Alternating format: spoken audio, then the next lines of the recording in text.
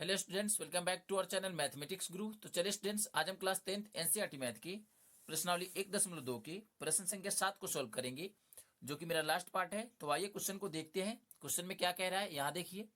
Question में कह रहा है किसी खेल के मैदान के चारों ओर एक वृत्ताकार पथ है। मतलब कोई खेल का मैदान है, उसके चारों ओर एक वृत्त का आकार का पथ है। इस मैदान का एक चक्कर लगाने में सोनिया को 18 मिनट लगते हैं, जबकि इसी मैदान का एक चक्कर लगाने में रवि को 12 मिनट लगते हैं। मान लीजिए वे दोनों एक ही स्थान और एक ही समय पर चलना प्रारंभ करके एक ही दिशा में चलते हैं, तो कितने समय बाद वे पुनः प्रारंभिक स्थान पर मिलेंगे।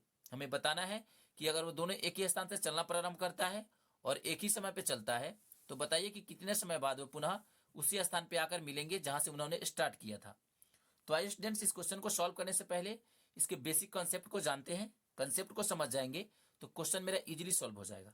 तो आइए, इसके लिए हम एक रफ पेपर को लेंगे। यहाँ देखिए स्टूडेंट्स, मैंने सबसे पहले यहाँ पे एक वृत्ताकार पथ बना लिया है, जैसा कि क्वेश्चन में कह रहा था उसके अकॉर्डिंग। यहाँ देखिए कह रहा है किसी खेल के मैदान के चारों ओर एक वृत्ताकार पथ है। ये देखिए हमने एक वृत्ताकार पथ बना लिया है।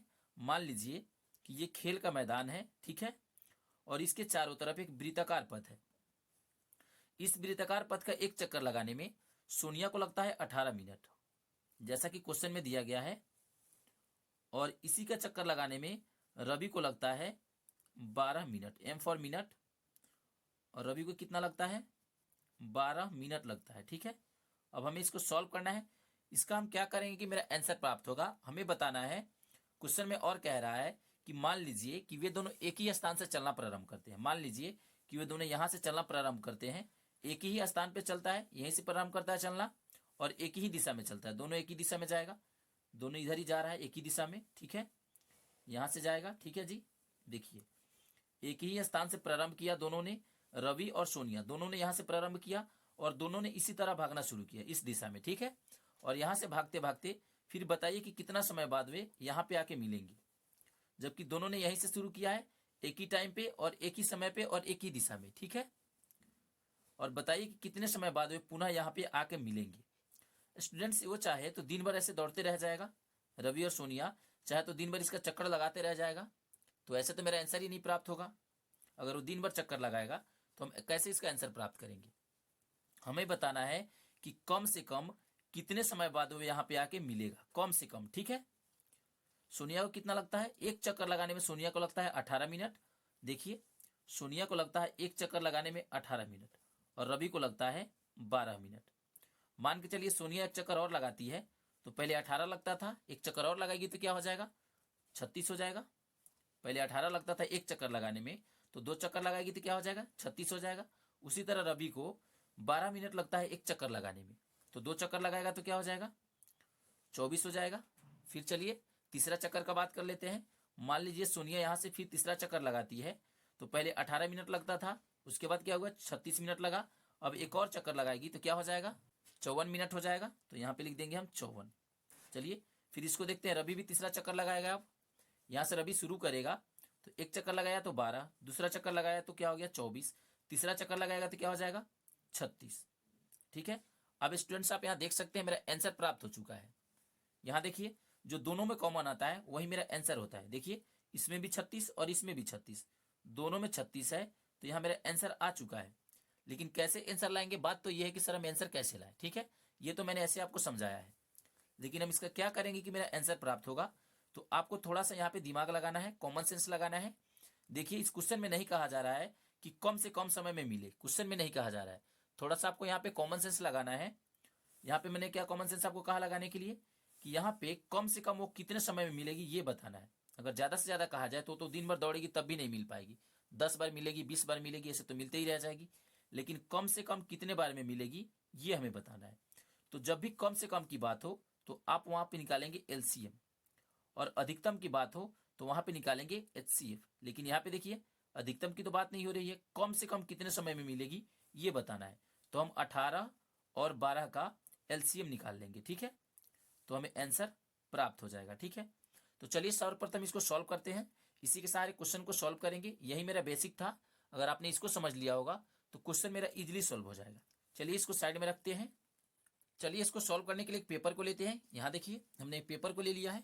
अब हमें जो भी क्वेश्चन में दिया गया था सर्वप्रथम उसको हम यहाँ पे नोट करेंगे। यहाँ लिखेंगे सॉल्यूशन, और जो भी हमें गिवन था उसको हम नोट कर लेंगे। यहाँ लिखेंगे दिया है, जो जो हमें दिया है उन सभी को हम यहाँ पे नोट करेंगे। ठीक है, चलिए देखते हैं क्या क्या दिया गया है क्वेश्चन में। यहाँ देखिए क्वेश्चन में कह रहा था सोनिया को 18 मिनट लगते हैं इस मैदान का एक चक्कर लगाने में और रवि को लगते हैं 12 मिनट इस मैदान का एक चक्कर लगाने में। ये हमें गिवन है।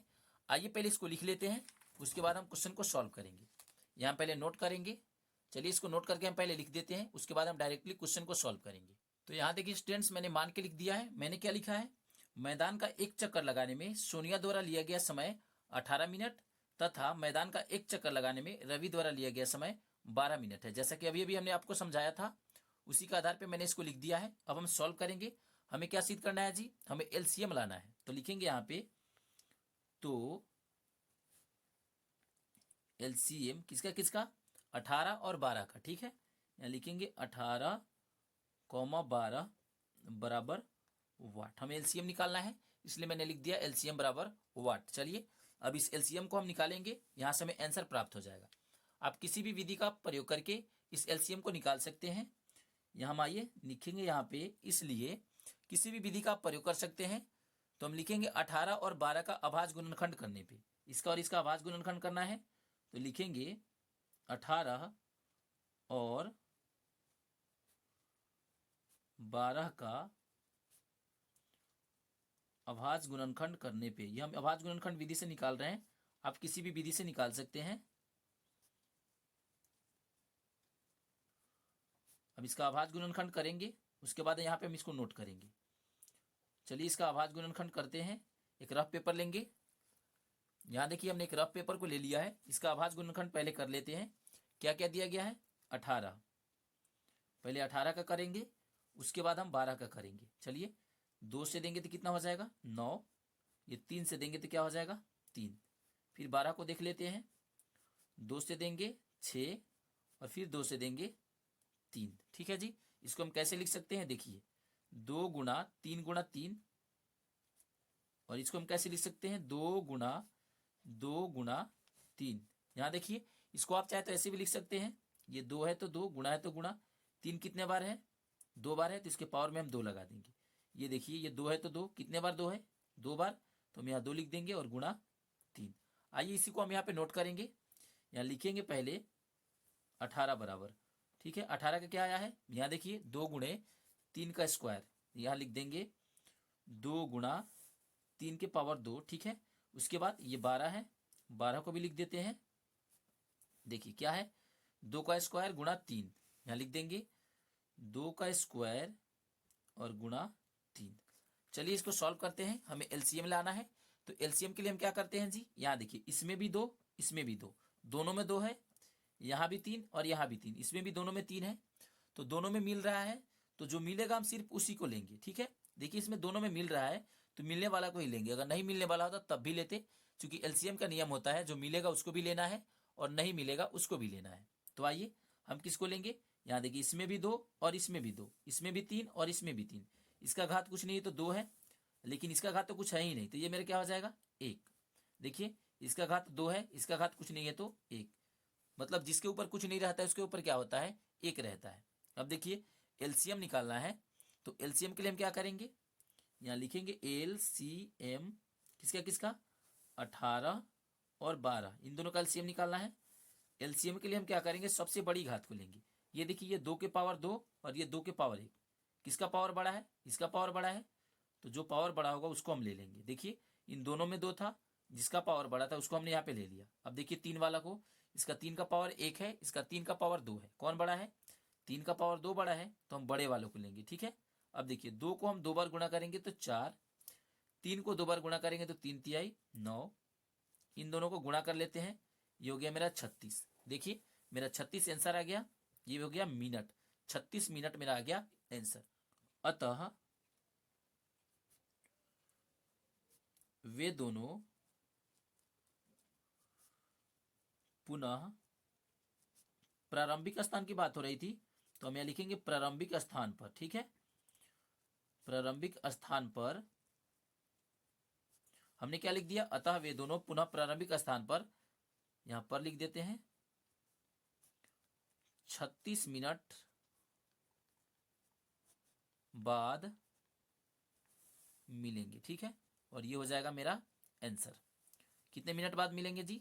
36 मिनट बाद में मिलेंगे। जहां से उन्होंने चलना स्टार्ट किया था वहां पे उन दोनों को मिलने में 36 मिनट लग जाएगा और ये हो जाएगा मेरा आंसर, ठीक है स्टूडेंट्स। तो मुझे उम्मीद है स्टूडेंट्स कि आपको ये क्वेश्चन समझ आ गया है। तो चलिए स्टूडेंट्स अब हम आगे बढ़ते हैं। आगे बढ़ने से पहले स्टूडेंट्स अगर अभी तक आपने हमारे इस चैनल को सब्सक्राइब नहीं किया है तो कृपया आप हमारे इस चैनल मैथमेटिक्स गुरु को लाइक शेयर और सब्सक्राइब जरूर कर ले। थैंक यू, मिलेंगे फिर नेक्स्ट वीडियो में, तब तक के लिए बाय।